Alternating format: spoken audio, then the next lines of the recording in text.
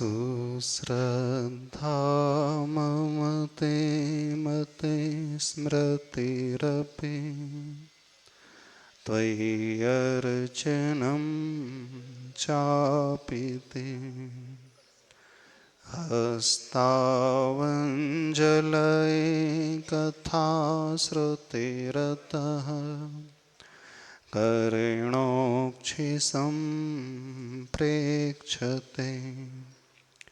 स्वस्तात्यां व्यसनं शिरोनतिपरं सेवेन्द्रशीयेन ते तेजस्वी सुजनोऽहमेव सुकृती तेनैव तेजः पते तेनैव तेजः पते। देवादिदेव वर्तमान शासन नायक श्री महावीर भगवान की, संत शिरोमणि आचार्य भगवान गुरुदेव श्री विद्यासागर जी महाराज की, पूज्य आचार्य श्री समय सागर जी महाराज की, कुंथलगिरी सिद्ध क्षेत्र की, बोले परम पुण्य व्यापक श्रमण मुनि श्री वीर सागर जी महाराज की, समस्त मुनि संघ की नमोस्तु भगवान। ओम। यह पावन सिद्ध क्षेत्र, यहाँ आकर के हर व्यक्ति एक अभूतपूर्व शांति का अनुभव करता है। चूँकि आचार्य प्रवर शांति सागर महाराज जी की साधना स्थली, अंतिम लक्ष्य को पाने वाली वह भावना जिन्होंने न केवल भीतर से की थी, अपितु उस भावना का प्रतिफल भी उन्होंने पाया था। हमारी भावना जैसी होती है उसी के अनुरूप हमारा जीवन भी बनता चला जाता है। अंतरंग से, हृदय से तीव्र इच्छा शक्ति को लेकर के यदि कोई व्यक्ति भावना भाता है तो नियम से वो अपनी सराउंडिंग को, आसपास के वातावरण को भी वैसा ही दिखते चला जाता है और प्राप्त करते चला जाता है। भावना ही होती हैं जो हमारे जीवन को ऊपर उठाती हैं और भावना ही है जो हमें नीचे लेकर के जाती हैं। इस बार सोच रहे हैं इन्हीं भावनाओं को लेकर के कुछ विषय रखा जाए।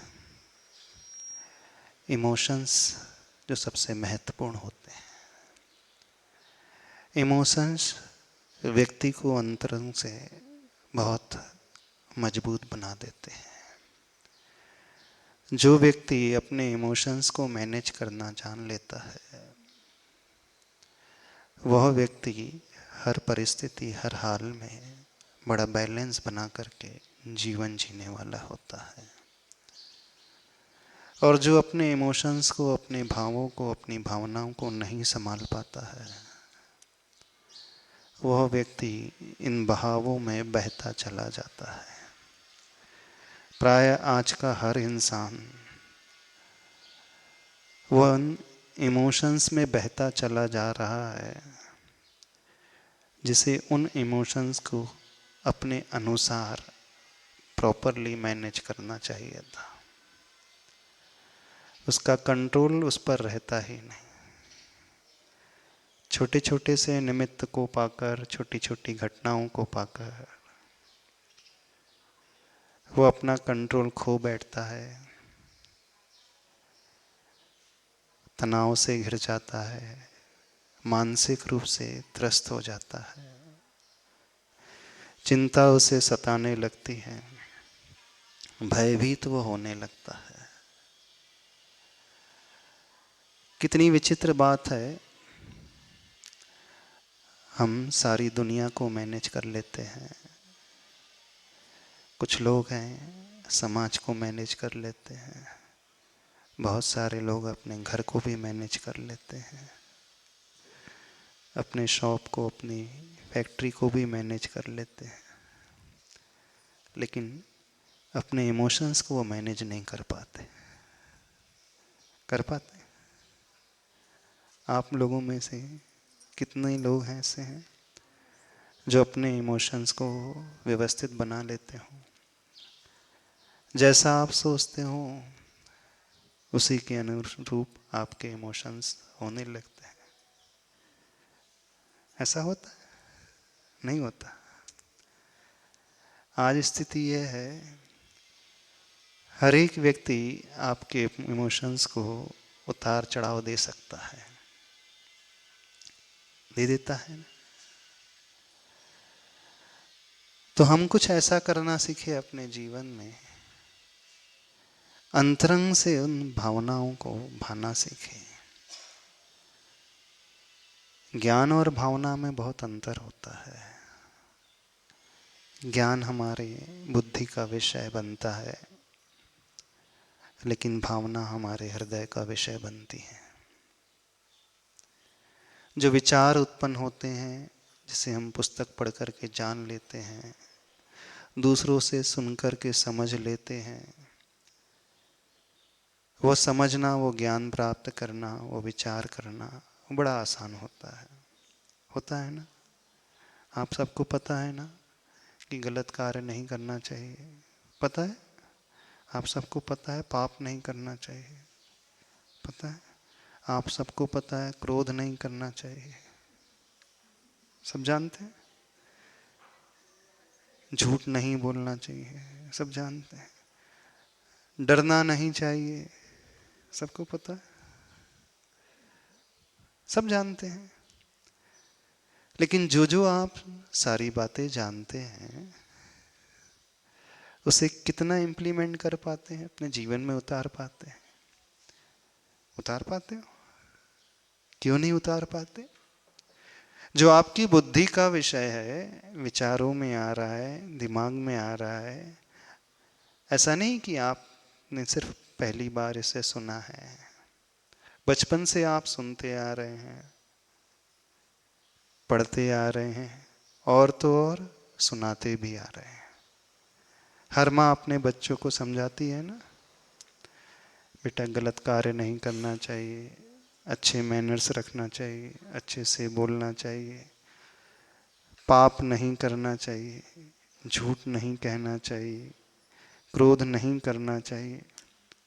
यानी जितने अच्छे तरीके से बड़े समझा देते हैं बच्चों को, जब उनके जीवन में कुछ ऐसे घटनाक्रम घटित होते हैं तो क्या हो जाता है? छोटी सी बात को लेकर के गुस्सा आ जाता है, छोटी सी बात को लेकर के टेंशन पैदा होने लगता है, चिंता पैदा होने लगती है, अंदर से भयभीत होने लगता है व्यक्ति। तो ऐसा क्यों होता है? जो हम जानते हैं, समझते हैं, जो जो हमारी बुद्धि का विषय है, वो हमारे जीवन में क्यों नहीं उतर पाता? कभी ये सोचा? आप इतना स्वाध्याय करते हो, शास्त्र पढ़ते हो, आप जिनवाणी उठा करके पूजा भी करते हो, विधान भी करते हो ना, भगवान की बड़ी अच्छे से भक्ति भी करते हो। लेकिन मंदिर में आकर के जो शास्त्र आप पढ़ रहे हो, ग्रंथ पढ़ते हो, पूजा विधान करते हो, धर्म की बातें करते हो, उससे अपने व्यवहारिक जीवन में क्यों नहीं उतार पाते? बताइए, क्या उसका मूल कारण है? उसका मूल कारण एकमात्र यही है कि जो जो हमने जाना समझा, उसे हमने सिर्फ अपने दिमाग में भर करके रखा है, अपनी बुद्धि का विषय बना करके रखा है, उसके अलावा कुछ नहीं किया। जिस दिन हमारे दिमाग का विषय हमारे दिल का विषय बन जाएगा, बस उसी दिन से हमारा जीवन बदलना शुरू हो जाएगा। हमें ज़्यादा कुछ नहीं करना है, एक यात्रा करना है यहाँ से यहाँ तक की। कितनी दूरी है बताइए? यहाँ से यहाँ तक की, ब्रेन से हृदय तक की, हार्ट की दूरी कितनी है? कितनी दूरी है? 12 इंच, 14 इंच, इतनी सी। तो इतनी सी दूरी को पूरी करने में कितना समय लगेगा? जो मस्तिष्क में भरा हुआ है, जो दिमाग में भरा हुआ है, पूरी बातें न सही, कुछ बातें ही सही, वो हमारे हृदय में उतर करके आ जाए, बस वहीं से देखना ड्रास्टिक ट्रांसफॉर्मेशन हमारे जीवन में हो जाएगा। आमूल चूल परिवर्तन जीवन में घटित हो जाएगा। कई पढ़े लिखे लोग हमारे पास आते हैं, वे बड़े तनावग्रस्त रहते हैं, बड़े चिंतित रहते हैं, बड़े घबराते से हैं। और महिला वर्ग की बात नहीं कर रहे हैं, पुरुषों की भी बात कर रहे हैं, जो दुनिया की नज़रों में बड़े मजबूत नज़र आते हैं, ऐसे लोग भी अंदर से टूटे हुए से नज़र आते हैं। ऐसा क्यों होता है?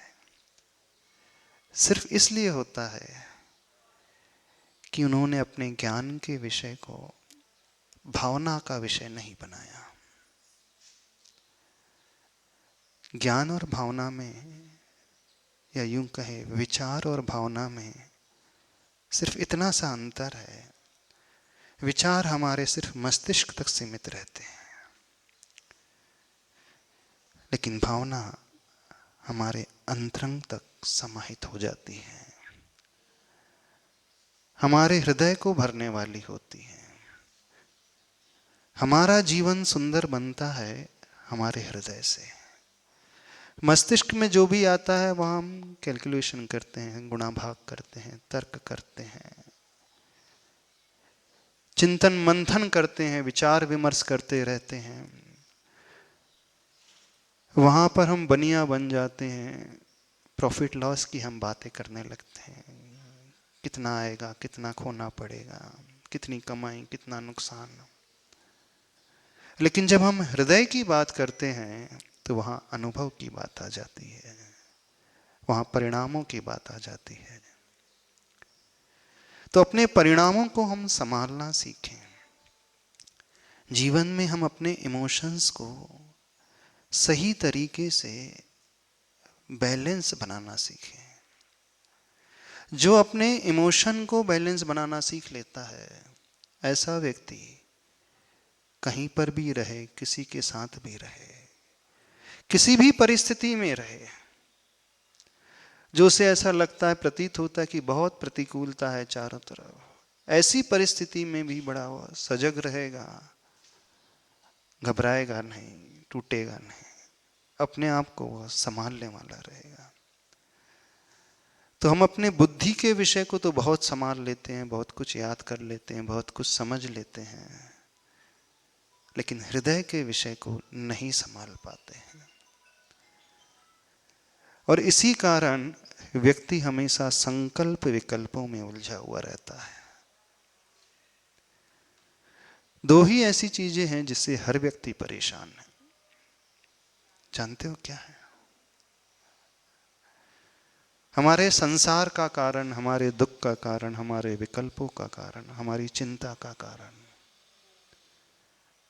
उस रूट कॉज को पकड़ो, सिर्फ दो ही चीज ऐसी हैं और वो बड़ी खतरनाक है। दो आर्त ध्यान, इष्ट वियोग और अनिष्ट संयोग। बस इसी से व्यक्ति त्रस्त है, परेशान है। वो हमेशा 24 घंटा बस यही सोचता रहता है। आप अपने भीतर झांक करके देखो, आपका अधिकतर समय कहाँ जाता है? कौन कौन से भाव आपके मन में उठते रहते, कौन से परिणाम उठते रहते? सबसे बड़ा तो यही भाव उत्पन्न होता है, कहीं हमारे साथ अप्रिय ना हो जाए, है ना। अनिष्ट का संयोग भविष्य में ना हो जाए, जो हम नहीं चाहते हैं वो हमें ना मिल जाए। और दूसरा होता है इष्ट का वियोग ना हो जाए, जो प्रिय है, अच्छा है, वो हमसे छूट ना जाए। फिर वो व्यक्ति भी हो सकता है और वो वस्तु भी हो सकती है ना? एक ऐसा व्यक्ति जिससे बहुत आत्मीयता है, जिससे गहरा लगाव है, वो हमसे दूर ना चला जाए। माँ के लिए भाव आता है बेटा दूर ना चला जाए, बेटी ऐसा ना हो जाए बेटी हमें ही छोड़ दे, है ना। जिससे बहुत ज्यादा लगन लगी है, एक ये भाव। और दूसरा वो इससे भी खतरनाक, कि भविष्य में कुछ अनिष्ट हमारे साथ न घट जाए, होता है ना।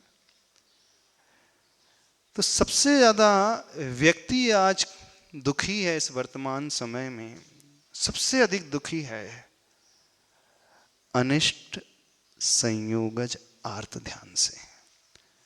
यानी जो हुआ नहीं है उसके साथ अभी जीवन में घटा नहीं है, लेकिन भविष्य को लेकर वो चिंता ही करते रहता है।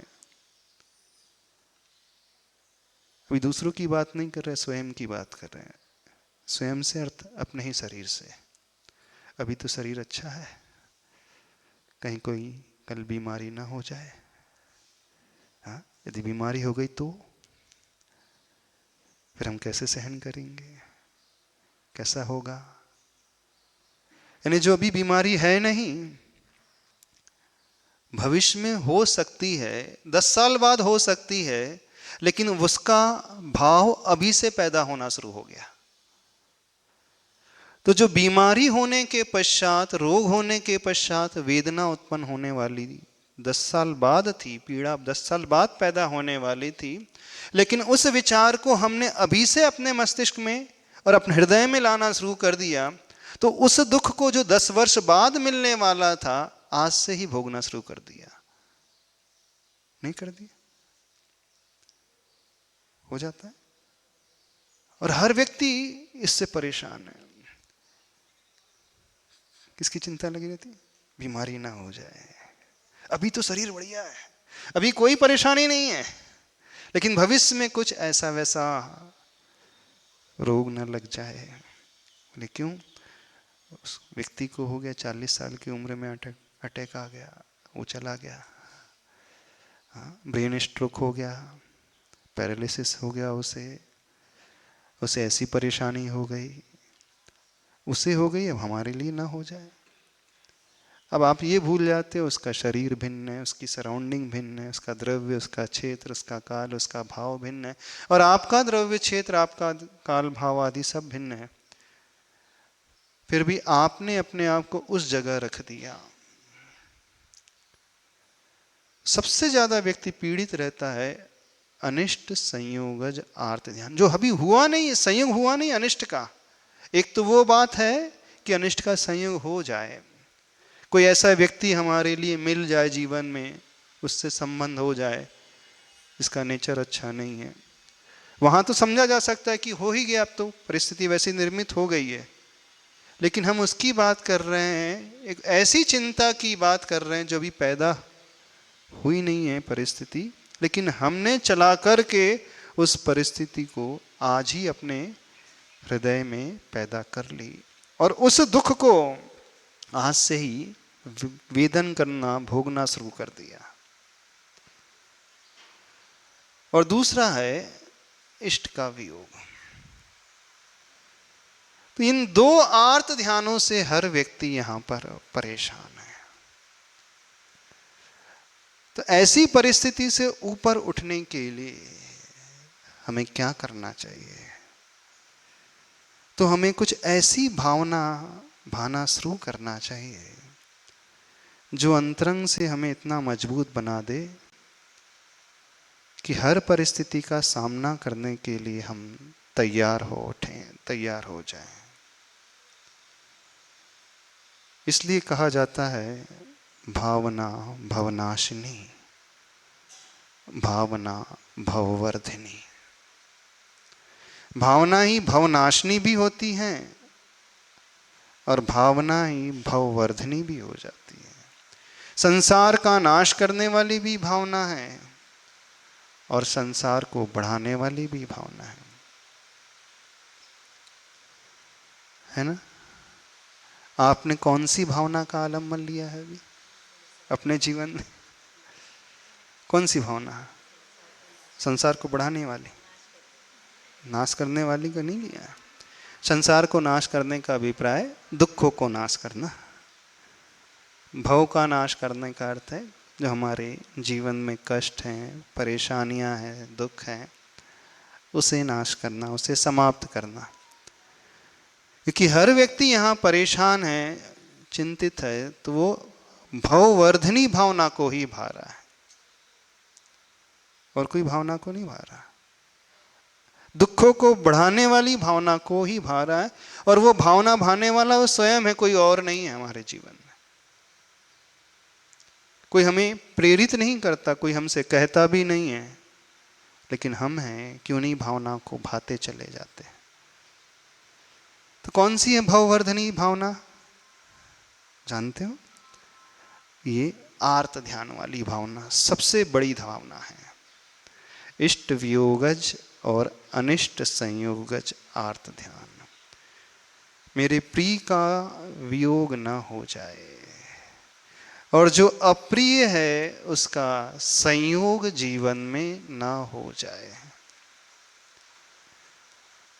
एक वह परिस्थिति है, संयोग और वियोग हो चुका है, परिस्थिति हमारे लिए निर्मित हो चुकी हैं, और एक वह है जो भविष्य में हो सकती है। तो हम किससे अधिक पीड़ित हैं? आप लोग किससे अधिक पीड़ित हैं? जो दुख आपके जीवन में आ गए उससे पीड़ित हो अधिक, कि जो दुख आ सकते हैं उससे पीड़ित हो? बताओ। आ सकते हैं। एक माइक दे देना थोड़ा सा। हाँ, देखो हम प्रवचन करने नहीं बैठे भी यहाँ पर। हाँ सुनो, हमारा थोड़ा स्टाइल अलग प्रकार का है। हम यहाँ कन्वर्सेशन करने बैठे हैं, 1 to 1 इंटरेक्ट करने बैठे हैं। ऐसा व्यक्ति खड़ा हो जाए जो पूर्ण रूप से सुखी है, जो पूर्ण रूप से सुखी, उसे कोई टेंशन नहीं, कोई चिंता नहीं। कोई है यहाँ पर? नहीं। अच्छा, ऐसा व्यक्ति खड़ा हो जाए जिसे बहुत टेंशन है, चलो ऐसा भी नहीं। अच्छा, जो मॉडरेट टेंशन वाला है, थोड़ा बहुत, थोड़ी चिंता है, थोड़ा दुख है, थोड़ी परेशानी है, कितने लोग ऐसे हैं? आप है? हाँ खड़े हो जाए, माइक देना। हाँ, कौन सा दुख है, कौन सी चिंता है, कौन सी परेशानी है? हाँ खड़े होकर के बोलना, खड़े होकर के। हाँ माइक से बोल रहा, माइक लेके बोलो। दुख ऐसी कोई बात नहीं है, पर कुछ ना कुछ चिंता तो रहती है ना। कुछ ना कुछ चिंता रहती है हाँ, कि पैदा कर लेते हैं हम? वैसे ही है बात। वैसे ही कौन हो सी जाता है। चिंता? अरे घर पे कुछ हो रहा है क्या, क्या करना चाहिए, क्या घर पे खाना बन रहा है क्या, नहीं बनाएगा, नहीं, ये कुछ भी खाने रहता है। बनने वाली कोई चिंता नहीं, ये नहीं कहें, इसको इससे ज्यादा टेंशन नहीं होता। ऐसी मुझे ऐसे छोटी छोटी ही रहती है, पर रहती है चिंता जो रहती है। नहीं, चिंता रहना अलग है और चिंता बुलाना अलग है। बुलाते नहीं महाराज जी। क्यों नहीं बुला रहे हैं? अब आपको चिंता है कि बेटे को कुछ ना हो जाए, बेटी का क्या होगा, बेटे हाँ, का क्या होगा। होता अब है जब वैसे। होगा देख लेंगे, जैसा होगा देखेंगे। 10 साल बाद होने वाला है, हम आज से ही चिंता करने बैठ गए। तैयारी करना अलग है, भविष्य की प्लानिंग करना अलग है, होना भी चाहिए, लेकिन कितना समय उसके लिए देना, कहां तक देना। तो सभी लोगों से हम कहना चाह रहे हैं, अपनी अपनी उन चिंताओं को खोज करके देखें, वो वास्तव में है भी कि हमने स्वयं ही पैदा कर ली है। आप देखोगे अधिकांश हमने स्वयं पैदा कर ली हैं और होता ये है, जो हम बहुत सारी चिंता पैदा कर लेते हैं उसमें अधिकतर घटित ही नहीं होती, ऐसे ही निकल जाती हैं। ऐसा होता है। तो हमें कैसा जीवन जीना चाहिए, क्या करना चाहिए, कौन सी भावना भाना चाहिए,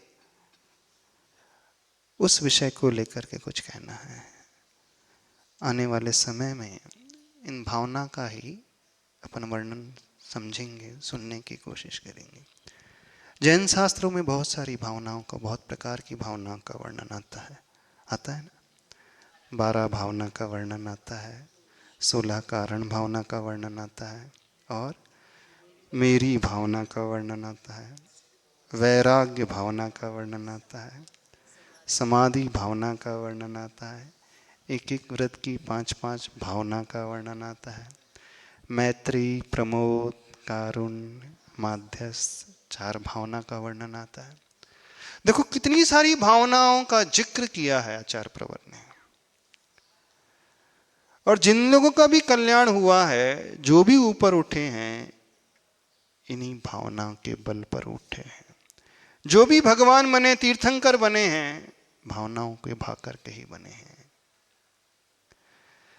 जीवन में वैराग्य भी आया है, राग छूटा है। अभी हम वैराग्य की बात नहीं कर रहे हैं, वैराग्य से आप एकदम डर जाओगे। यदि हम कहें कि वैराग्य, तो आप कहो कि महाराज जी आप तो साधु बनाने पर तुल गए, हमको घर गृहस्थी छुड़वाने की बात कर गए, जंगल में पहुंचाने की बात करने लगे, परिवार से मोह तोड़ने की बात करने लगे। हम उसकी बात बिल्कुल नहीं कर रहे।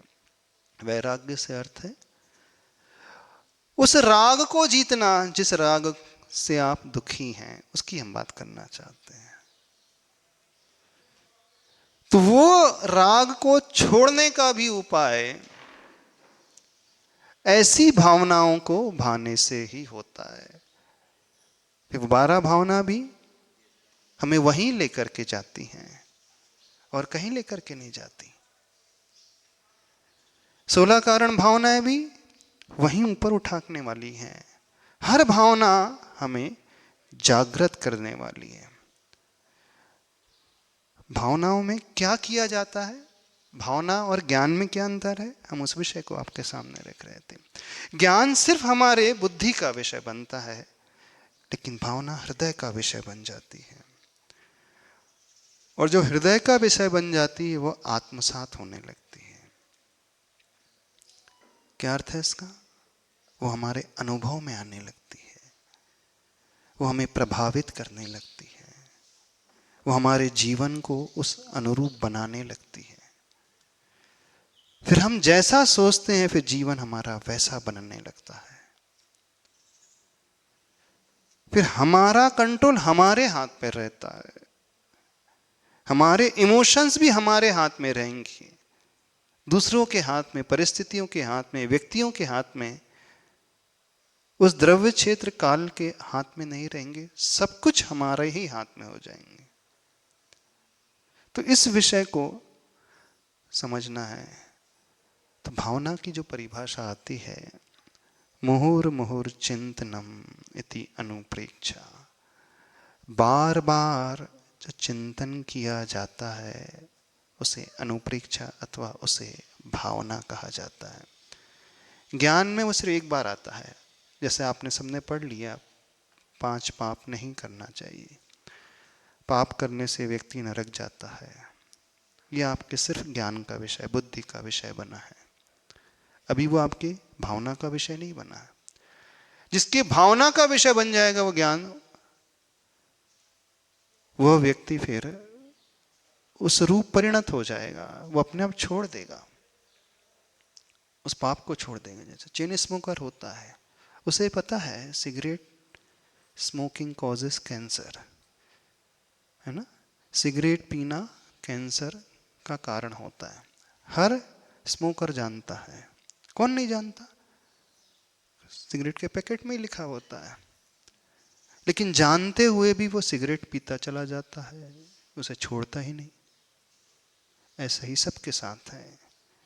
हमें टेंशन नहीं लेना चाहिए, हमें चिंता नहीं करना चाहिए, हमें नहीं डरना चाहिए, हमें पाप नहीं करना चाहिए, हमें क्रोध नहीं करना चाहिए, ये सबको पता है।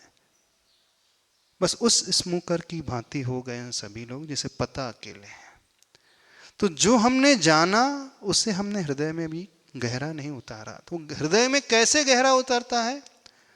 तो बार बार बार बार बार बार उसे जब हम दोहराते चले जाते हैं, विजुलाइज करते चले जाते हैं, अंदर से गहरे भाते चले जाते हैं, तो हो जाता है। उसे एक उदाहरण से समझने की कोशिश करें। भावना कैसी होती है? जैसे एक छोटा सा बच्चा है, 10 साल का बच्चा, उसके हाथ में एक कुल्हाड़ी दे दी गई है और उससे कहा गया है इस वृक्ष को काटना है। अब 10 साल के बच्चे में कितनी ताकत रहेगी? और उसकी कुल्हाड़ी भी छोटी सी है, पर है पैनी, लेकिन छोटी सी। वो अपनी शक्ति के अनुसार उस वृक्ष पर प्रहार करता है। तो बताइए, उससे पेड़ कट जाएगा? बताइए, नहीं कटेगा। अच्छा, दूसरी बार उसी कुल्हाड़ी से उसने प्रहार किया, तो पेड़ कटेगा? कटेगा? नहीं कटेगा। तीसरी बार, 10 बार, 50 बार, 100 बार, 1000 बार वो कर रहा है एक ही स्थान पे, छोटी सी कुल्हाड़ी से, तो पेड़ कटेगा? अभी भी नहीं कटेगा। लेकिन कुछ अंतर अवश्य आ जाएगा। क्या अंतर आ जाएगा? वो वृक्ष बहुत बड़ा है, बरगद का वृक्ष है, उसका आवरण बड़ा कठोर है। जब वो 1000 बार प्रहार कर रहा है तो उसके आवरण, जो तना है, उसके जो चारों तरफ जो कवर है, छिलका थोड़ा सा निकलना शुरू हो जाएगा। धीरे धीरे प्रहार करते करते करते करते करते करते एक डीप कर वहां पर बन जाएगा, एक लाइन सी बन जाएगी। उसकी वह लकड़ी जो है अब निकलने लगेगी। उस वृक्ष के जो तने का डायमीटर भले ही 3 फीट का है, लेकिन उसके 1000 प्रहार से 3 mm का गड्ढा तो हो गया। उसका डायमीटर है 3 फीट। 3 फीट का अर्थ हो गया कितने सेंटीमीटर? लगभग 90 सेंटीमीटर। और उसे मिलीमीटर में कन्वर्ट करें तो 900 mm, 36 इंच। 3 फीट यानी 36 इंच, 30 सेंटीमीटर का 1 फीट, तो 90। अब उसके प्रहार से जो 900 mm का डायमीटर वाला वृक्ष का तना था, क्या हुआ? उतना बड़ा तो हुआ नहीं, लेकिन 3 mm की उसमें दरार सी अवश्य आ गई। अब वो लगातार प्रतिदिन करता चला जाए, करता चला जाए, करता चला जाए, तो एक स्टेज वो आ जाएगी कि 3 mm से बढ़कर के वो 10 mm तक भी हो जाएगी। लेकिन पेड़ एज इट इज खड़ा है, उससे कोई फर्क नहीं पड़ रहा अभी पेड़ को। अब वो और प्रहार करता है, और प्रहार करता है, तो 2 सेंटीमीटर, 4 सेंटीमीटर बढ़ता चला जा रहा। अब उसमें थोड़ा सा अंतर नजर आने लगेगा। तब उसने शुरू की जो 10,000 प्रहार किए उस वृक्ष पर, लेकिन 10,000 प्रहार करने के पश्चात भी उस वृक्ष में कोई अंतर नजर नहीं आया, बाहर से कुछ भी परिवर्तन नहीं हुआ। लेकिन परिवर्तन हुआ अवश्य, जो हमारी आंखों में नहीं आ रहा है, वो उसका छिलका निकल गया। तो ठीक ऐसे ही भावनाओं के साथ होता है। जिसे हम कहते हैं हमने अपने बुद्धि का विषय बनाया, ज्ञान का विषय बनाया, तो ज्ञान का विषय बनने का अर्थ क्या हुआ? हमने उसे पढ़ लिया, पाप नहीं करना चाहिए। हमने पढ़ लिया, गुस्सा नहीं करना चाहिए, तो 2-3 प्रहार हुए। लेकिन बार बार जब हम उसे दोहराते चले जाएंगे, अंतरंग से भाते चले जाएंगे, तो भावनाओं में हम अधिक बार उसी स्थान पर प्रहार करते चले जाते हैं, करते चले जाते हैं। लगातार कई दिन तक करते चले जाएंगे, कई बार करते चले जाएंगे, तो एक स्टेज वो आ जाएगी कि भाई हमें अंदर से कुछ कुछ महसूस होने लगेगा कि नहीं यार, अब मुझे करना तो नहीं चाहिए क्रोध। समझ रहे हो कि नहीं? गलती क्या हो जाती है? गलती सिर्फ इतनी हो जाती है कि हम 1-2 बार सुनते हैं, आपने प्रवचन सुने, अथवा शास्त्र स्वाध्याय किया, अथवा पढ़ लिया, अथवा देख लिया, तो वो 2-4 बार सुनना, पढ़ना, देखना, सुनना आदि, वो सिर्फ 4-6 प्रहार तक ही सीमित रह गया।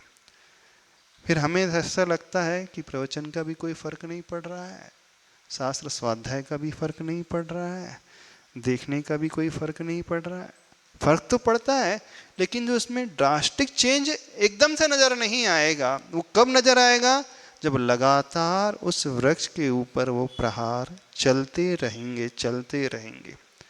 तो ज्ञान और भावना में सिर्फ यही अंतर हो जाता है।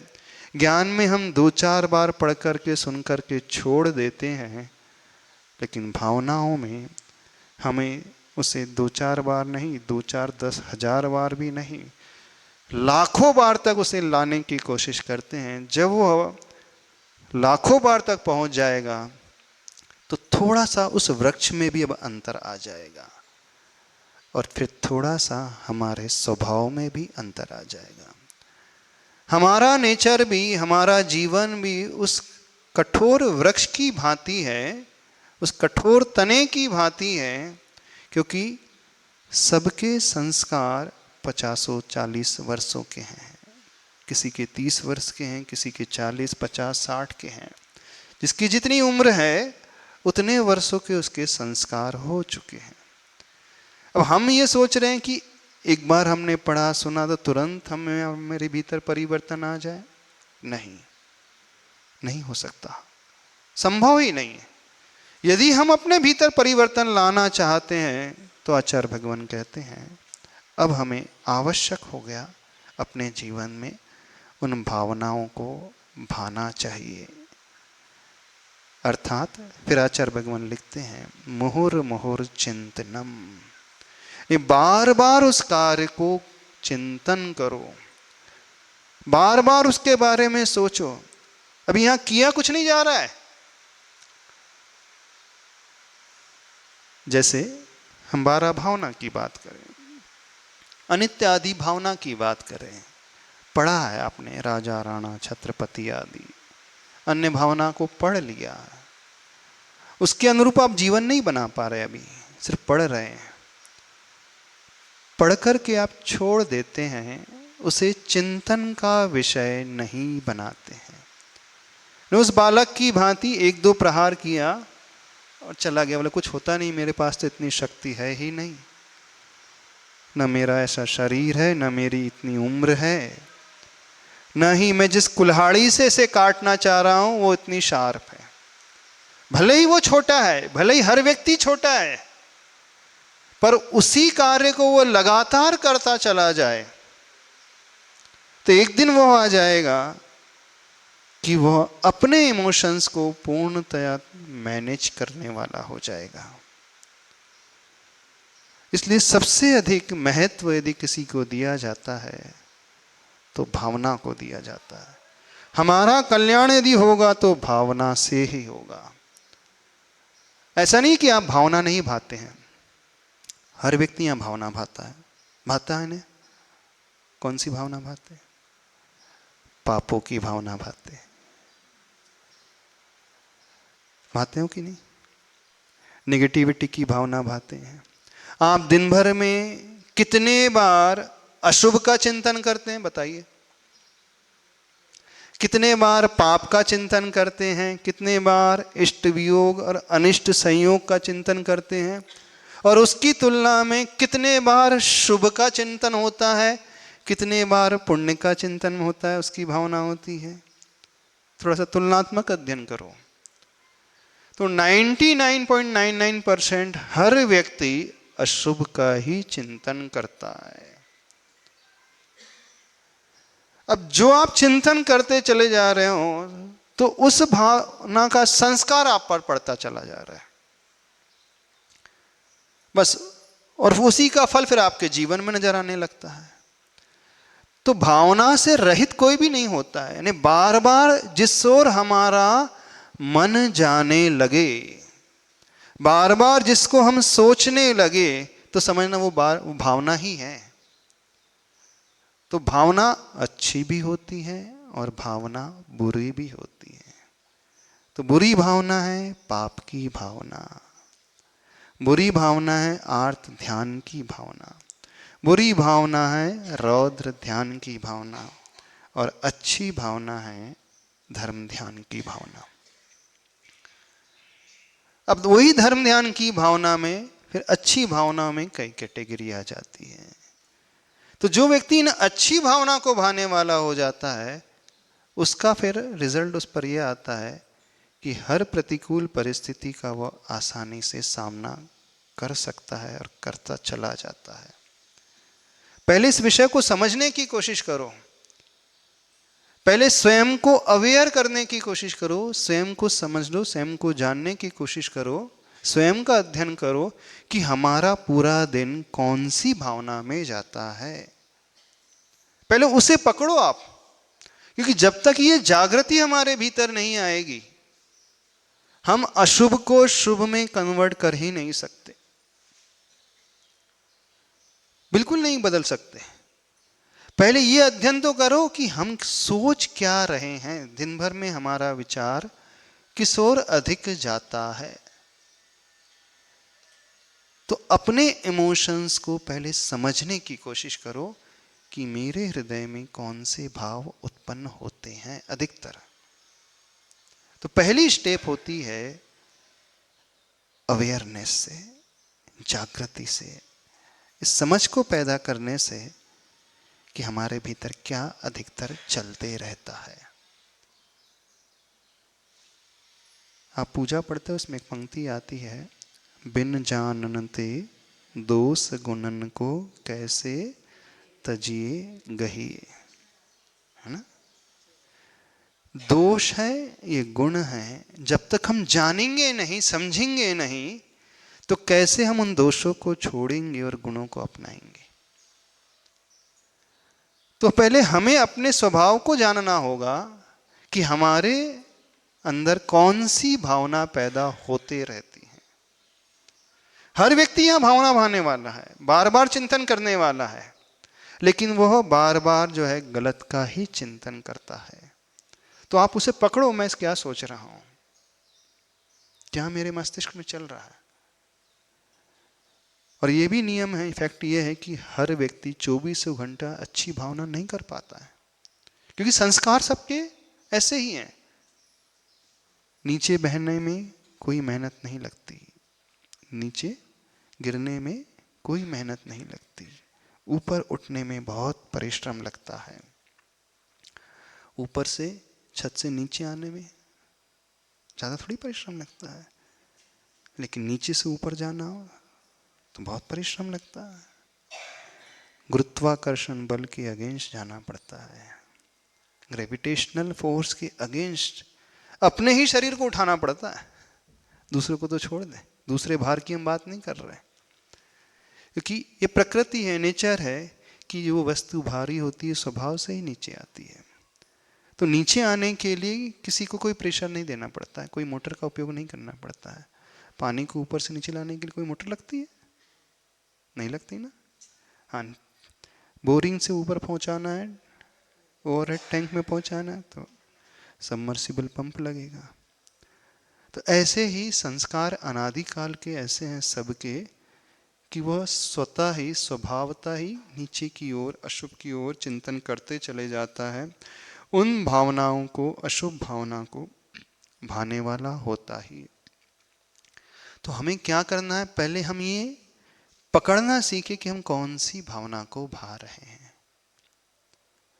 अब जब हमने ये फाइंड आउट कर लिया, समझ लिया कि अशुभ है, अब मुझे इससे बचना है, तो इससे बचने के लिए कौन सा पुरुषार्थ करना पड़ेगा,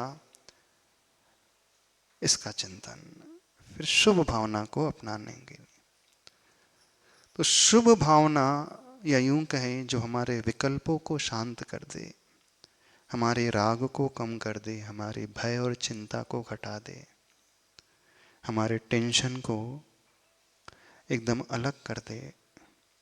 स्ट्रेस लेवल है, एंजाइटी है, डिप्रेशन की ओर व्यक्ति जाता है, अवसाद की ओर चला जाता है। इन सब से ऊपर उठने के लिए सबसे इफेक्टिव भावनाओं का वर्णन आता है तो 12 भावनाओं का। कौन सी भावना? 12 भावना। जानते सब लोग हैं? सब जानते ना आप लोग? नहीं जानते? सब जान, हाँ ये सब ज्ञान में है, आपने सिर्फ जाना है। उसे आप भावना का नाम दे रहे हैं पर वो भावना नहीं है। आपका जानना कैसा, बस छोटे से बालक की भांति जिसने एक दो बार प्रहार किया और चलते बना बस। और वो कहता है कि कुछ नहीं हो रहा हमारे जीवन में। कुछ नहीं होता ऐसा नहीं, होता तो है, पर इफेक्ट लंबे अंतराल के बाद नजर आता है। समझ रहे हो कि नहीं समझ रहे? जैसे हमारे सिर के बाल हैं, 1 महीने में बढ़ते हैं, 2 महीने में बढ़ते हैं। जो हेयर कटिंग कराते हैं बच्चे लोग कितने महीने में कराते हैं? 1 महीने में, कुछ 2 महीने में। तो 30 दिन के बाद लास्ट मोमेंट में बढ़ते हैं, एकदम से खड़े हो जाते हैं। तो प्रतिदिन बढ़ते हैं कि प्रति घंटे बढ़ते हैं कि हर सेकंड बढ़ते हैं? हर सेकंड बढ़ रहे हैं, हर पल बढ़ रहे हैं। हर पल बढ़ते हैं ना, पर नजर आते हैं? आपने 1 मिनट पहले अपने बाल को देखो और 1 मिनट बाद देखो, सेम ही लगेगा। इवन 1 घंटे बाद भी देखो तो कोई चेंजेस नजर नहीं आता ना। पर हो तो रहा है चेंज, परिवर्तन तो हो रहा है कि नहीं? जो 1 महीने में सपोज 2 इंच बढ़ गए हैं, 60 डेज में 2 इंच बढ़े हैं, तो फिर अपन प्रोपोर्शनेट निकाले तो 1 दिन में कितने बढ़े, उसी प्रोपोर्शन से घटता चला जाएगा। फिर 24 आवर्स में इतना, तो फिर 1 मिनट में कितना, फिर 1 सेकंड में कितना। तो जो हर सेकंड बढ़ रहा है, लेकिन नजर वो कब आते हैं बाल? सेकंड में नहीं आते, घंटों में नहीं आते, दिनों में भी नजर नहीं आते, कुछ हफ्तों के बाद समझ में आता है कि अब बाल बढ़ गए हैं। ठीक ऐसे ही भावना के साथ भी होता है। हमने भाई 1-2 बार भाई तो हमें लगा कुछ फर्क ही नहीं पड़ा, नहीं, लगातार जब हम भाते चले जाएंगे तो कुछ सालों के बाद हमें समझ में आएगा कि हाँ अब अंतर तो आ रहा है। तो भावनाओं को समझना सीखें और भावनाओं को भाना सीखें। तो बहुत प्रकार की भावना है, उन भावनाओं में सबसे प्रमुख भावना कौन सी है? 12 भावना। जिन भावना को भा कर के तीर्थंकर भगवान को भी वैराग्य उत्पन्न हो जाता है। अब हम वैराग्य न कह करके यह कहेंगे, जिन भावना को भा कर के हर इंसान अपने विकल्प को शांत कर सकता है, टेंशन को कम कर सकता है, भय और चिंता को कम कर सकता है। तो आपने को उस एक्सट्रीम तक नहीं पहुंचना है कि आप संसार छोड़ करके साधु ही बन जाओ। आप लोग मत सोचो, डरो नहीं, बिल्कुल बिल्कुल नहीं डरना। हाँ, पर उसका सबसे बड़ा बेनिफिट ये होगा कि जिस हाल में आप रह रहे हो, जिन परिस्थिति में जिनके साथ रह रहे हो, उन्हीं परिस्थिति में रहते हुए भी आपके जीवन में बड़ा सामंजस्य अवश्य आ जाएगा, आपकी सहन शक्ति का विकास हो जाएगा, आपके विकल्प दूर होते चले जाएंगे, आपका जीवन जो है उन्हीं परिस्थितियों में आनंदित होता चला जाएगा। ठीक है, आने वाले समय में हम क्रमशः स्टेप बाय स्टेप इन भावनाओं का वर्णन करेंगे। अभी इतना ही रखें। बोले देवादिदेव 1008 शीश महावीर भगवान की।